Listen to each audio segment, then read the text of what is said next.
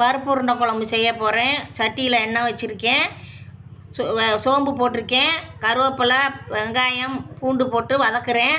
நல்லா வதங்கின உடனே 2 தக்காளி பழத்தை நறுக்கி போட்டிருக்கேன். உப்பு போட்டிருக்கேன், வதங்கட்டும். தக்காளி வதங்கிருச்சு. இப்போ அதுக்கு மசாலா சேர்க்க போகிறேன். மல்லிப்பொடி 3 ஸ்பூனு, மிளகாப்பொடி 1 ஸ்பூனு, காஷ்மீர் சில்லி பொடி 1 ஸ்பூனு, அரை ஸ்பூனு மஞ்சப்பொடி போட்டு பச்சை வாடை போகிற முடிய வதங்கிருச்சு. ஒரு எலுமிச்சம்பழம் சைஸு புளி ஊற்றுறேன்.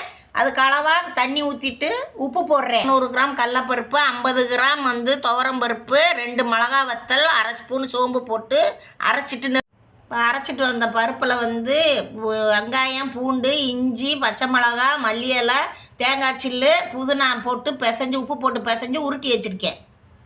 இப்போ குழம்பு நல்லா கொதிச்சிருச்சு. 2 பச்சை மிளகா போடுறேன். அடுப்பை குறைச்சிட்டு உருண்டைகளை நான் போடுறேன். உருண்டை குழம்பு ரெடி ஆயிடுச்சு. ஷீலு கிச்சனுக்கு லைக் பண்ணுங்கள், ஷேர் பண்ணுங்கள், சப்போர்ட் பண்ணுங்கள். வணக்கம்.